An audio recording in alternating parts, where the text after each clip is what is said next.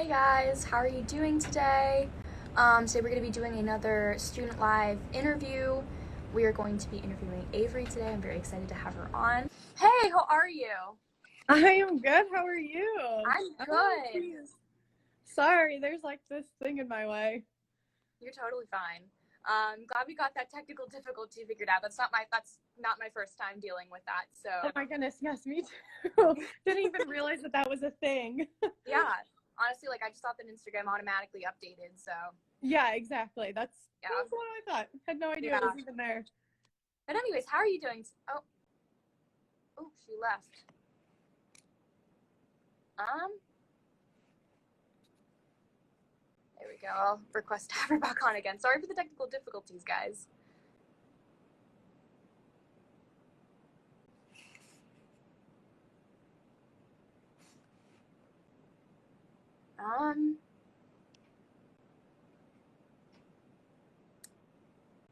I'm not, okay.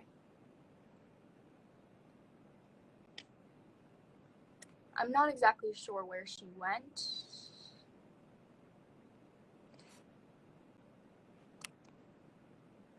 I'll try to, she did say something was in the way. Oh, there we go. There we go.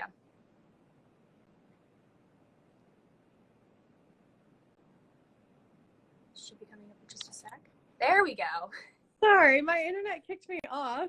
So, yeah, now I'm back Totally on. fine. Okay, cool.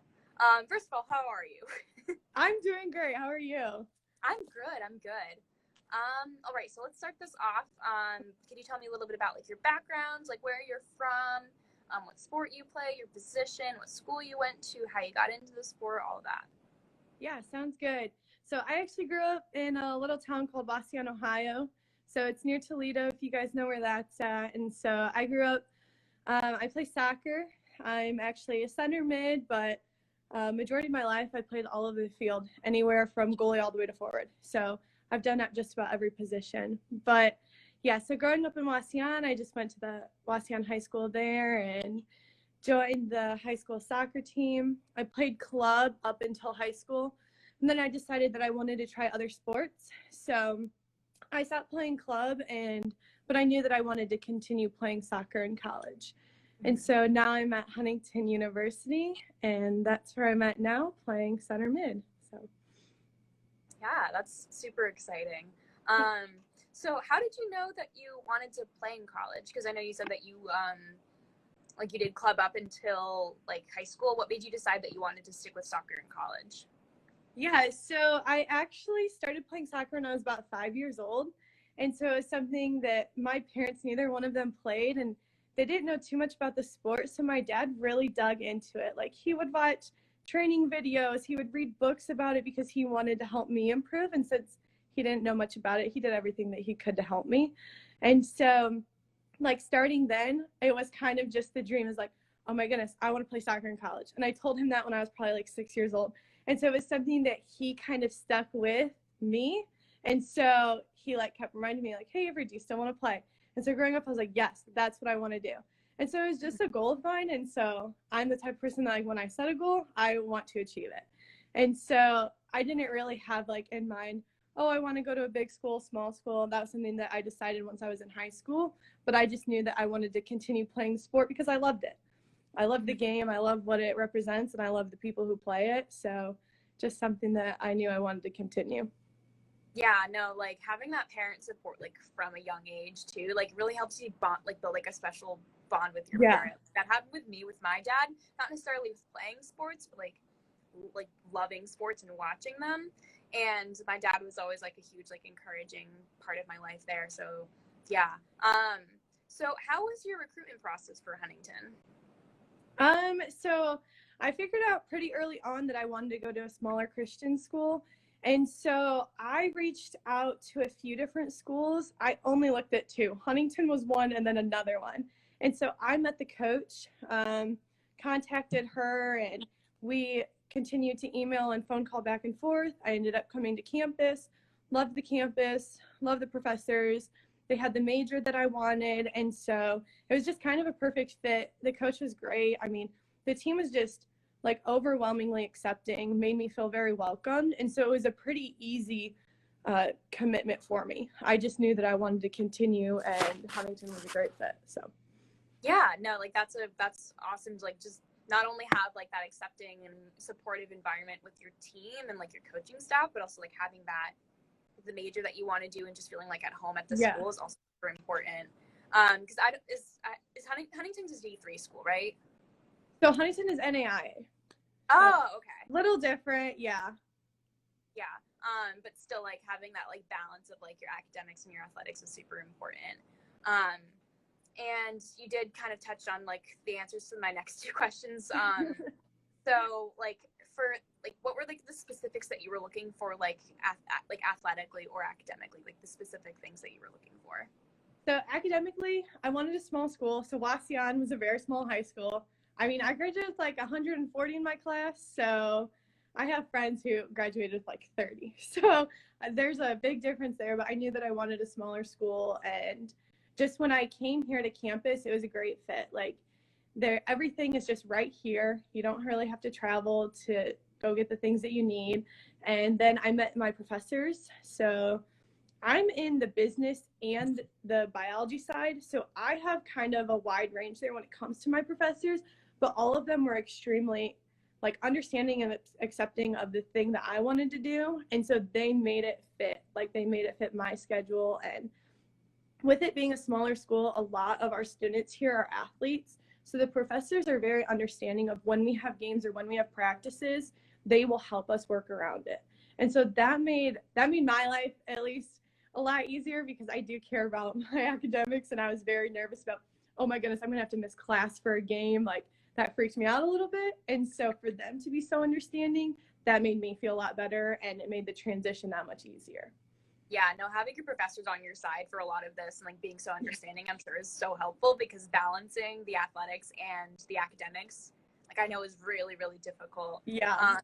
Yeah, so that must have been like really great knowing that you were going in with that same level of support from your professors, and yeah, like, that was that flexibility with like the classes that you can take and all that. So yeah, that's all like really good things to aim for in college, and I'm sure it's like very hard to come by with how like things like how like you know how professors can be sometimes. Yeah, exactly.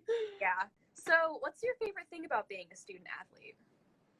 I would just say like I enjoy working out. I think that it's very nice, like staying active, and I like that I can break up my day. So from going to classes to soccer, it's just a way for me to like decompress versus going straight from classes to doing homework and then to studying. Like I think it gives me that little bit of a break, and so that's what I enjoy most about it.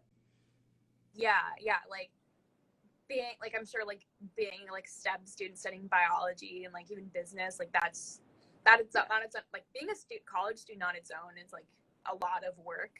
So like and I know like working out like definitely helps like release some of that stress, and it's just like your time to focus on yourself and like your goals as an athlete, your goals as like someone who's like involved in fitness in general. Like that's a really great time to just like focus on yourself. Definitely. Yeah, I think it's just like finding that balance. And I know that for some people, it's a little challenging being an athlete and having to juggle it. But I think finding like that good side in it, like, oh no, this is a way to decompress.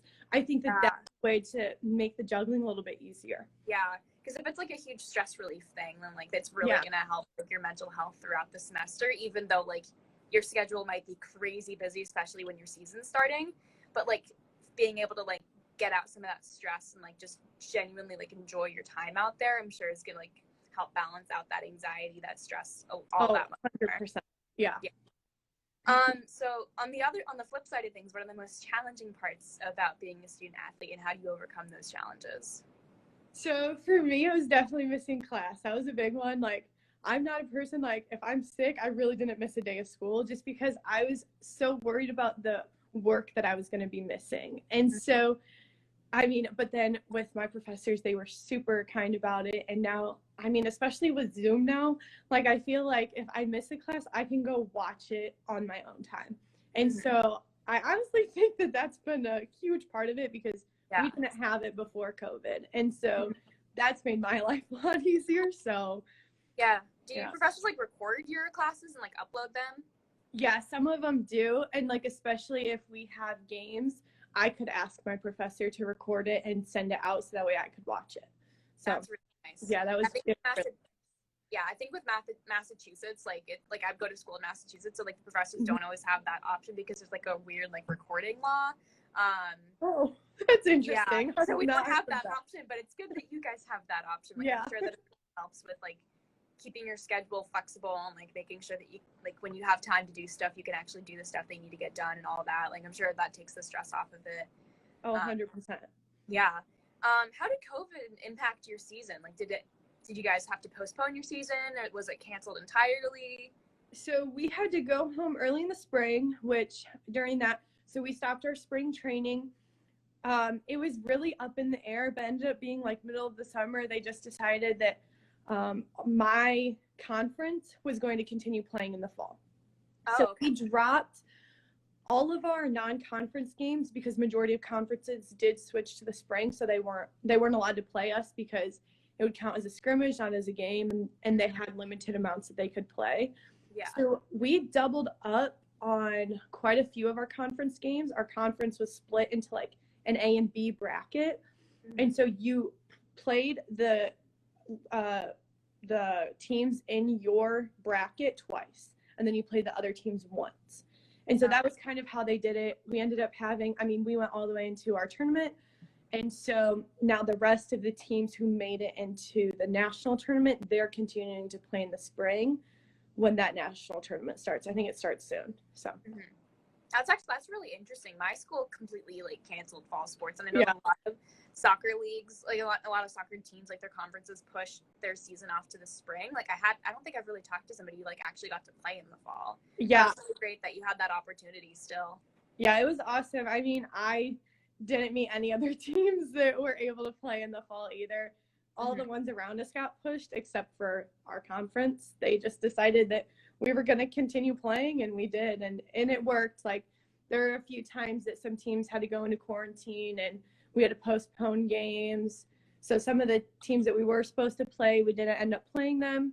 So it was kind of a hassle there, but for the most part, it really did work for us. That's good. Yeah. Like, I know that a lot of these conferences and like the NCAA is taking this all incredibly seriously. Yeah. And these practices are very modified. Like, I know that my school for a while, like they weren't even allowed to like touch the ball, or like they would only just run in small groups, and that would be their entire practice. And then they slowly opened it up more to like, oh, you can dribble by yourself. That's just crazy. And then you can maybe pass it to like passing and like actually have like a full on like scrimmage with your team. Yeah, it was definitely like modified for us. Like, the masks, we wore them like majority of the time during practice, but the rule was like if you're on the sideline, you need to wear them. But if you're on the field actually playing like scrimmaging, you don't have to. When you're huddled, you need to wear them. So there was definitely rules there that we had to follow, but it did keep us safe, and then the contact tracing was a lot less because of it. So yeah, I know the contact tracing is really difficult to figure out. But yeah, what's a goal that you have yourself as an athlete for the next year?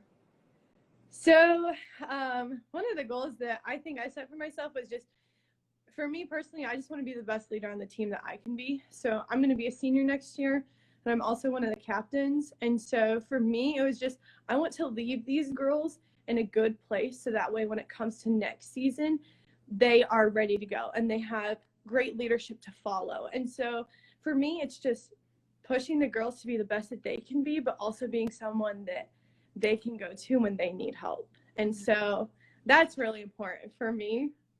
Yeah, I know, like, especially through this like strange time, like you never know what's going to happen. Like, this whole thing has been very unpredictable, so having that like strong leadership and like that support system in your team, like, I'm sure is extremely important.